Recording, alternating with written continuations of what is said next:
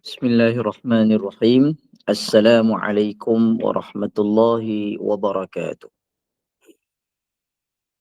Kita mulakan kuliah maghrib pada malam ni dengan Ummul Kitab Al-Fatihah. A'udzu billahi minasyaitonir rajim. Bismillahirrahmanirrahim. Alhamdulillahi rabbil alamin. Ar-Rahmanir Rahim. مالك يوم الدين إياك نعبد وإياك نستعين اهدنا الصراط المستقيم صراط الذين أنعمت عليهم غير المغضوب عليهم ولا الضالين آمين. Bismillahirrahmanirrahim. Alhamdulillahi alamin. Wassalatu wassalamu ala rasulina Muhammad wa ala alihi wa sahbihi ajma'in. Allahumma fakkihna fid din. Ya Allah, berilah kami kefahaman dalam beragama. Wa'allimna ta'wil, kebijaksanaan untuk memahami sesuatu perkara. Wahdina ila siratikal mustaqim, jalan hidayah petunjuk kepada kebenaran. Allahumma yassir lana fi hifdzil Quran. Ya Allah, mudahkan kami untuk sentiasa menjaga dan menghafal Al-Quran. Allahumma syrah sudurana fi qiraatil Quran. Lapangkan dada kami, ya Allah, untuk sentiasa membaca Al-Quran. Allahumma ja'alna min ahlil Quran. Dan ya Allah, pilihlah kami untuk sentiasa menjadi ahli Al-Quran. Wa sallallahu ala sayyidina Muhammad walhamdulillahi rabbil alamin. Amin amin ya rabbal alamin. Alhamdulillah, segala puji bagi Allah Subhanahu wa taala yang masih mempertemukan kita pada kuliah yang kelima secara online. Kita akan sambung tadabbur dan tajwid kita dalam surah Al-Hashr, muka surat 546. InsyaAllah hari ini kita akan sambung bermula ayat yang ke-6 dan yang ke-7. Masih lagi menceritakan tentang Bani Nadir, iaitu di kalangan orang-orang Yahudi yang diusir keluar daripada Madinah. Ayat hari ini adalah menceritakan tentang harta rampasan perang yang ditinggalkan oleh orang-orang Yahudi Bani Nadir. Daripada harta peninggalan mereka, dengan harta yang ditinggalkan, tanaman, kebun-kebun, haiwan dan sebagainya ini, bagaimanakah punya barang tadi ni nak diagihkan bagaimana? Kerana orang-orang Yahudi yang keluar meninggalkan Madinah, mereka hanya dibenarkan membawa unta yang penuh dengan barang. Mana kata orang Yahudi tadi disebutkan dalam tarikhul Islam, mereka hanya membawa 600 ekor unta yang syarat dengan barang, tidak lebih daripada itu. Maka barang-barang ataupun harta-harta lain mereka terpaksa tinggalkan. Itu syarat untuk mereka meninggalkan Madinah. Baik, kita sambung ayat yang ke-6. A'udzubillahi minasyaitonirrajim. Bismillahirrahmanirrahim. Wa ma afa Allah. Wa ma, dan apa yang afa Allah, kembalikan kepada Allah, ala rasulihi, dan kepada rasulnya. Apa yang dikembalikan ni? Yang dikembalikan adalah harta rampasan perang. Tetapi yang harta rampasan perang ini berlaku, afa Allah ni adalah berlaku ketika mana tidak ada peperangan berlaku. Maksudnya macam mana ni? Maksudnya peperangan tersebut, Nabi SAW dan para sahabat kan mengepung orang Bani Nadir. Walaupun berlakunya pengepungan, tetapi tidak berlakunya peperangan. Okey. Sehingga kan Bani Nadir sendiri yang rela untuk keluar daripada Madinah. Maka tidak berlakunya angkat senjata dan juga peperangan. Kemudian minhum, daripada mereka Bani Nadir, fama, tidaklah harta itu, aujaftum alaih, yang kamu bersegera untuk mendapatkannya, min khailin, sama ada dengan menaiki kuda, wala rikabin, ataupun menaiki unta, walakinnallah, akan tetapi Allah, yusallitu rusulahu, Allah memberikan kuasa kepada Rasulullah untuk mengalahkan musuh, ala, ke atas, may yasha, sesiapa yang dikehendakinya, wallahu ala, dan Allah atas setiap syai'in, sesuatu, maha berkuasa. Okay, dalam ayat ini kita tengok apa yang Allah bagi kuasa dekat Nabi. Allah beri kelebihan mukjizat kepada Nabi, apa dia? Musuh, iaitu Bani Nadir ni tadi, Allah masukkan dalam hati orang-orang kafir ataupun musuh-musuh Nabi ni ketakutan sebulan sebelum berlakunya peperangan. Ini kelebihan yang Allah berikan kepada Nabi SAW. Sebulan sebelum berlakunya peperangan, Allah masukkan rasa takut, rasa gerun yang teramat kepada musuh ni terhadap Rasulullah SAW. Okey, ini apa yang berlaku dekat Nabi SAW lah. Di mana musuh tadi rasa takut dengan Nabi. Begitu juga yang berlaku kepada Bani Nadir. Mereka rasa ketakutan yang teramat kepada Nabi SAW. Kemudian dekat ayat ini juga, harta rampasan perang tadi ni, senjata, pedang-pedang, perisai, kebun-kebun dan sebagainya ini, mereka tidak boleh miliki sebab tidak berlakunya pertumpahan darah, pengangkatan senjata. Kalau kita tengok dekat aujaftum tadi ni, kalimah aujaftum, kat sini Allah beritahu apa? Tidak berlari kencang untuk serang musuh dengan menaiki kuda ataupun menaiki unta. Maksudnya orang-orang mukmin mereka dapat kemenangan melalui pengepungan kepada Bani Nadir tadi. Tidak ada berlakunya pengangkatan senjata ataupun menaiki kuda untuk pergi lawan dengan musuh. Mana kata mereka menang dalam keadaan tidak berlakunya pertumpahan darah. Mudahlah maksudnya. Jadi bagaimanakah pengagihan harta tersebut ataupun harta rampasan perang tu, macam mana nak diagihkan? Jadi kat sini ada perbahasannya lah. Okey. Semua harta rampasan perang tidak boleh diagihkan sesuka hati. Kerana tidak berlaku peperangan. Bani Nadir tadi ni dihalau keluar dan meninggalkan banyak harta. Kan Bani Nadir masa duduk kat Madinah adalah Bani yang sangat kaya daripada sudut ekonominya, hartanya, kekuatan ketenteraannya. Jadi bila mana mereka dipaksa untuk keluar, kan mula-mula Nabi SAW minta keluar secara baik, tapi mereka enggan. Bahkan mereka dikepung oleh Nabi dan para sahabat beberapa ketika sehingga akhirnya mereka keluar. Maka syaratnya semakin ketat. Mula-mula Nabi bagi keluar dalam keadaan boleh je bawa banyak barang, tapi mereka enggan. Selepas mereka diugut, mereka dikepung, akhirnya mereka surrender dan mereka keluar daripada Madinah. Ketika itu, kan kita ingat lagi tak kuliah sebelum ni, mereka menghancurkan rumah-rumah mereka sendiri. Dan orang beriman pun hancurkan juga kediaman orang-orang Yahudi. Jadi bila mereka meninggalkan Madinah, mereka masih lagi tinggalkan harta-harta yang sangat banyak. Alat peperangan, kuda, kebun kurma, ni tak boleh diagihkan kepada tentera Islam yang terlibat.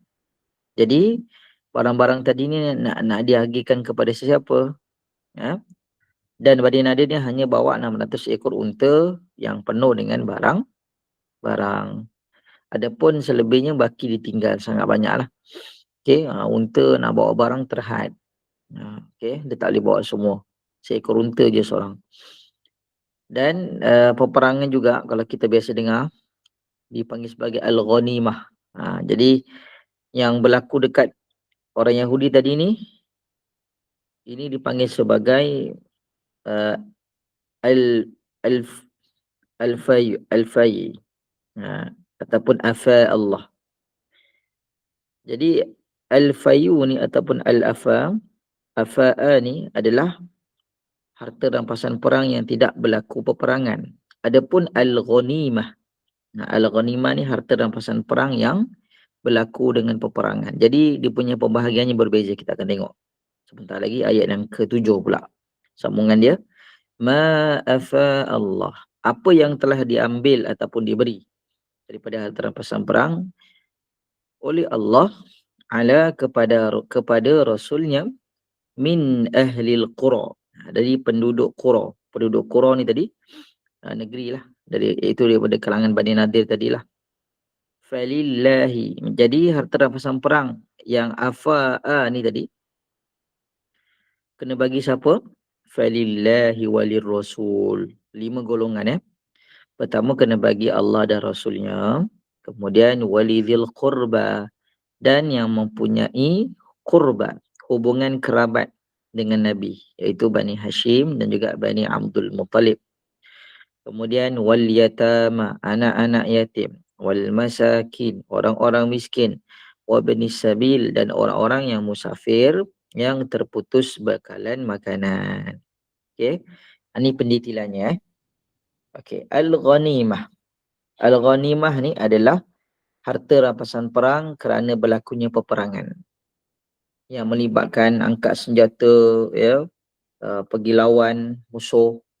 Kalau begitu, harta rampasan perang tadi terpecah kepada terpecah kepada beberapa bahagian lah. 1/5. Okey, 1/5. Contoh, kita ambil contoh 10,000 dinar. Jadi 1/5 daripada 10,000 dinar itu, okey, akan dapat dekat Rasulullah, Allah dan Rasulnya lah. Okey, 1/5 daripada harta ghanimah tadi. Kemudian kaum 1/5. Kemudian 4/5 lagi, bakinya itu adalah untuk tentera Islam.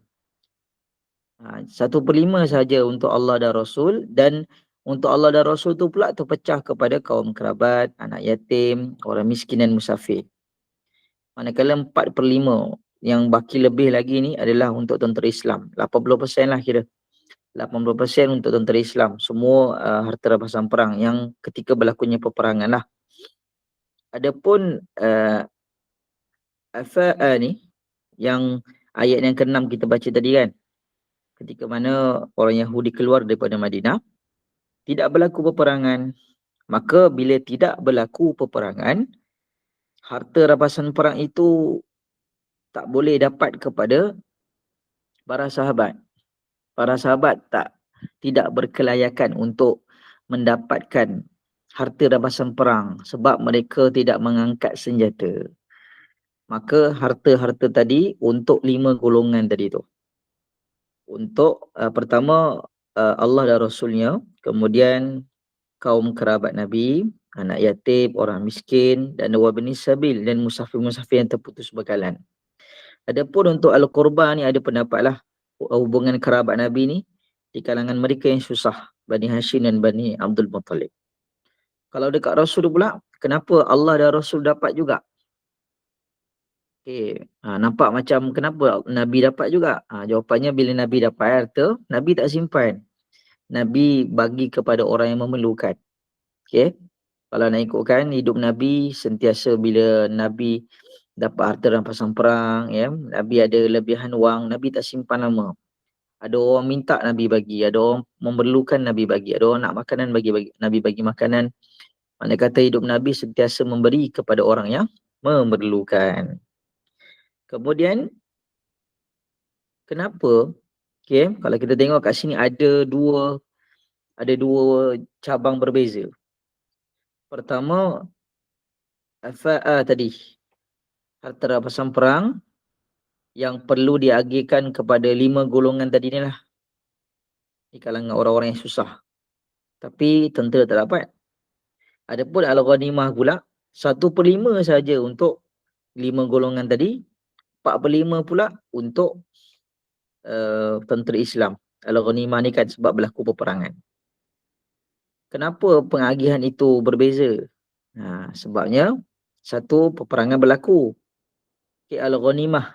Jadi para sahabat tentera Islam ni dia layaklah untuk dapat, sebab mereka mengangkat senjata, mempertahankan nyawa. Jadi mereka layak untuk mendapatkan harta. Adapun satu lagi, mereka tak ada angkat senjata dan tidak mengancam nyawa, maka harta tersebut tidak layak bagi mereka. Okey. Kemudian kenapa Islam mengagihkan kepada golongan-golongan yang susah tadi ni? Ini menunjukkan mesej bahawa Islam adalah agama yang sangat adil. Kekayaan diagihkan kepada orang-orang yang memerlukan. Dan Islam membela golongan-golongan yang mustad'afin, golongan-golongan yang susah. Okay? Islam tidak menggalakkan kapitalis yang hanya duit ataupun kekayaan berpusing kepada orang-orang kaya sahaja. Tidak. Islam mengagihkan, sebab itulah ada konsep zakat. Di mana bila seseorang tadi ada lebihan wang, dia kena dizakatkan. Zakat tu pula bukan banyak mana pun, 2.5% je daripada harta yang dia ada. Kemudian sambungan, kaila, supaya, la yakuna, tidak berlaku, dulata, berpusing-pusing, bainal aghniya, di antara orang-orang kaya, minkum, di antara kamu, wa ma atakumur rasul, dan apa yang diperintahkan kepada kamu oleh Rasul, fakhudhuh, maka ambillah oleh kamu. Maksudnya bila Rasulullah SAW dah perintahkan, kamu kena ikut, kamu tak boleh tentang. Wa ma nahakum, dan apa yang dilarang kepada kamu, anhu, tentangnya, tentang harta agihan tadi kan. Para sahabat yang mereka ada yang berkeinginan nak dapatkan harta tersebut tapi tak berlaku peperangan, maka bila Rasulullah larang, fantahu, maka berhentilah. Jangan ambil harta tu juga, sebab Rasulullah SAW dah pun halang. Adapun kalau mereka yang tak berpuas hati juga, sambungan ayat ni adalah wattaqullah, dan bertakwalah kepada Allah. Okey. Innallaha, sesungguhnya Allah. Kalau mereka degil juga, contoh umpamanya ada yang dalam hatinya terasa nak ambil juga, maka Allah memberikan amaran keras kepada para sahabat Nabi SAW. Innallaha syadidul iqab, sesungguhnya Allah sangat keras balasannya. Okey. Maksudnya apa? Kalau ada di kalangan para sahabat yang langgar juga amaran Allah dan Rasul, maka Allah berikan amaran yang keras. Ini nak menandakan bahawa Islam sangat mendetailkan, sangat mengambil perhatian dengan sumber harta yang kita dapat. Okay? Islam bukan mementingkan keuntungan semata-mata, tetapi lebih kepada keadilan. Makna kata harta rampasan perang tadi tu tidak boleh diambil sewenang-wenangnya. Ada undang-undangnya yang perlu diuruskan agar kekayaan tadi tidak berpusing di antara orang-orang Islam semata-mata, di antara orang-orang kaya semata-mata. Yang lebih utama, dapat membantu, memudahkan, meringankan bebanan bagi mereka yang susah. Jadi kat sini Allah berfirman tadi wattaqullah. Apa maksud takwa? Kan kita bila solat Jumaat kan, khatib akan bacakan ittaqullah usikum wa iyaya bitaqwallah. Jadi takwa ni apa? Ittaqullah, takutlah kepada Allah. Takwa ni apa? Takwa ni terpecah kepada dua bahagian. Pertama, uh, pertama adalah mematuhi perintah-perintahnya. Okey, im imtihali al-awamir, iaitu mematuhi perintah-perintah. Itu masuk takwa pertama. Masuk takwa kedua, ijtinabu an-nawahi, iaitu menjauhi larangan-larangan. Jadi, kalau ada orang cakap bertakwalah kepada Allah. Jadi, siapa syarat nak jadi orang yang bertakwa, okey, nak tahu kita ni bertakwa ke tak, kita kena ada dua tadi ni. Pertama, bila mendapat arahan Allah, perintah Allah, kita patuh. Dan yang kedua, bila Allah larang, kita kena jauhi. Barulah kita menghampiri ataupun berada dalam ketakwaan kepada Allah. Dan macam mana kita nak tahu apa itu takwa? Apakah isi kandungan takwa tadi tu? Apa yang kita kena patuh daripada perintah Allah? Allah minta kita buat apa? Isi kandungan itu terdapat dalam Quran. Begitu juga dengan apa yang Allah larang, juga terkandung dalam Al-Quran. Jadi kalau kita nak jadi orang beriman, nak jadi orang yang bertakwa, nak tak nak kita kena belajar Al-Quran. Macam mana yang kita tengah belajar malam ni. Okay? Kalau seseorang itu nak menghampiri kepada bertakwa kepada Allah, syaratnya kita kena belajar mentadabbur Al-Quran. Barulah kita menghampiri kepada takwa. Adapun kalau orang tu kata saya bertakwa, saya beribadah, bangun malam, zikir banyak, itu belum bertakwa. Okay? Syarat orang bertakwa yang sebenar-benarnya adalah orang yang belajar agama, belajar Al-Quran khususnya. Adapun orang yang banyak solat, banyak zikir, itu ahli ibadah. Okay? Ahli ibadah dengan ahli ilmu, mana lagi utama? Yang lagi utama adalah ahli ilmu. Kerana orang yang belajar lebih utama. Dan bila mana dia dah belajar, dia akan lebih fokus, akan lebih khusyuk dalam solatnya. Umpamanya kan, contoh, kita dah berpuluh tahun uh, baca Quran kan, tapi kita tak faham. Dengan satu lagi, kita belajar tadabbur Al-Quran dan kita faham. Mana lagi nikmat? Yang kedua ni lah. Kita baca Quran dan kita faham maksud dia. Jadi tuan-puan, lepas ni bila buka surah Al-Hasyr, kita dah tahu dah, oh ni cerita pasal Bani Nadir ni. Mereka dihalau keluar daripada Madinah tanpa berlakunya peperangan. Walaupun Bani Nadir ni adalah bangsa yang sangat kuat, dan Rasulullah dan para sahabat pun tak sangka yang Bani Nadir tadi ni boleh dikalahkan dengan jalan yang tak disangka-sangka. Mereka pun tak terfikir bagaimana Allah mengalahkan mereka. Gitu. Jadi lepas ni kita dapat dah ilmu tambahan. Yang orang yang hari-hari baca Quran tapi tak faham. Jadi kita, laluan yang kita tengah buat ni adalah laluan untuk kita menjadi orang yang bertakwa. Amin. InsyaAllah. Wallahu alam. Selesai tadabbur kita. Ayat yang ke-6 dan ke-7. Panjang sebenarnya ni. Ayat ke-6 dan ke-7. Jom kita baca dulu. Ke surat 546. Ayat ke-6 dan ke-7. A'udzu billahi minasy syaithanir rajim. وما أفاء الله على رسوله منهم فما أوجفتم عليه. Silakan.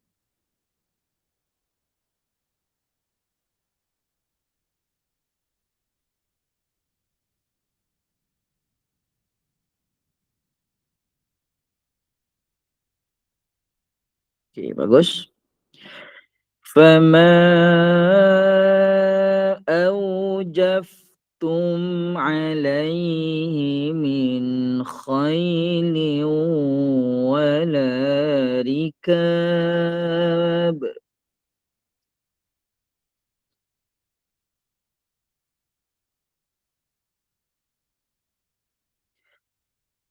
ولكن الله يسلط رسله على من يشاء.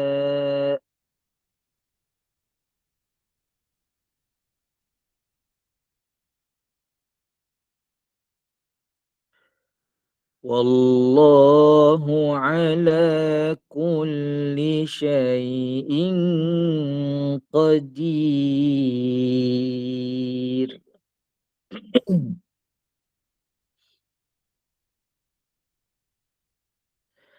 ما أفاء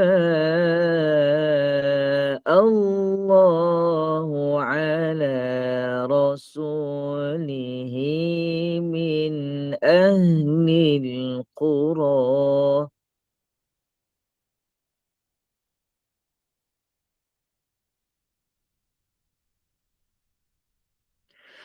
فلله وللرسول ولذي القربى واليتامى والمساكين وابن السبيل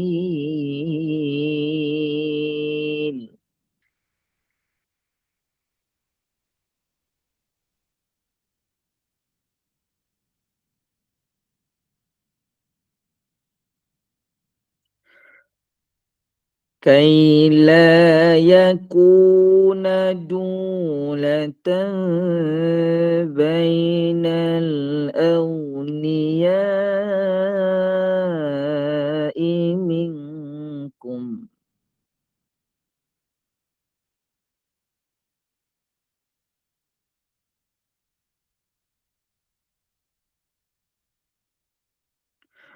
وما آتاكم الرسول فخذوه وما نهاكم عنه فانتهوا.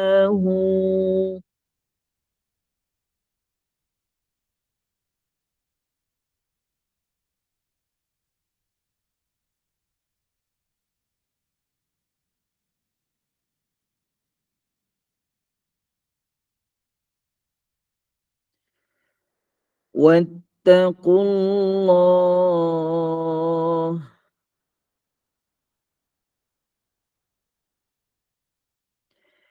إن الله شديد العقاب.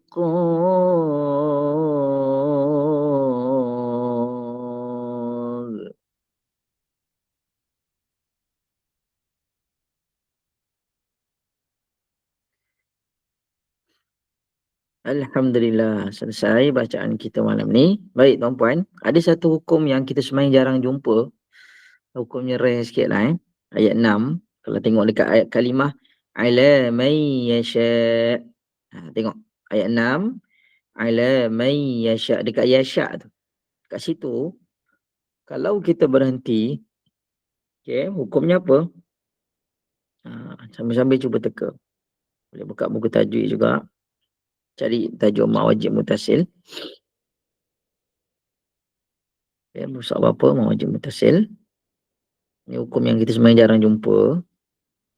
Muka surat 63 63 dalam buku tajwid. Okey. Jadi kalimah ya sya kat situ, adakah dia mak wajib mutasil? Cuba tengok mak wajib mutasil ni apa? Alif waw ya beramba bertemu dengan huruf hamzah dalam satu kalimah. Tapi persoalannya sekarang, okey, kalau ikutkan syaratnya cukup lah kan? Kat situ ya sya alif beramba jumpa hamzah. Tapi situasi yang berlaku sekarang, dia diwakafkan, kita berhenti. Adakah dia masih jadi mak wajib lagi? Jawapannya tidak. Dia tak jadi mak wajib mutasil, tapi dia jadi nama hukumnya apa? Tengok dalam kotak kecil ni. Saya zoom formula tajwid ni. Muka surat 63 tadi, dalam kotak kecil dalam tajuk mak wajib mutasil ni, dia punya nota tambahan apa? Sekiranya wakaf. Kan kita berhenti kan? Ala man yasha. Bila wakaf, Dia jadi hukum apa? Digabungkan menjadi dua hukum, iaitu hukum mak wajib mutasil digabungkan dengan mak adili sukun. Okey. Jadi nama hukumnya adalah mad muttasil arid lisukun. Okey. Ni gabungan hukum. Jarang-jarang berlaku hukum ni. Jadi dia menggabungkan dua hukum di antara mak wajib dan juga mak arid lisukun. Nama hukumnya tadi mad muttasil arid lisukun. Jadi apa maksud tu? Mad muttasil, mad yang bersambung di antara alif berombak dengan hamzah tu duduk dalam satu kalimah. Kemudian arid li sukun. Arid ni maksudnya mendatang kerana sukun. Arid mendatang kerana sukun. Okey, sukun maksudnya matikan ayat lah. Jadi panjangnya berapa harakat? Panjangnya ada 3, 4, 5 atau 6 harakat. Maksudnya tak boleh baca 2 lah. Kita kena baca 4, 5 atau 6. Jadi dalam kalimah tadi ala man yasha. Ni sama ni, ada contohnya dalam buku kan. Man yasha 4, 5 atau 6. Mad muttasil arid lisukun. Okey, ni tajuk yang kita jarang jumpa sebenarnya ya. Jadi itulah dia perkongsian pada malam ni untuk surah Al-Hashr ayat 6 dan 7 dan juga tajwid yang kita baru pelajari malam ni.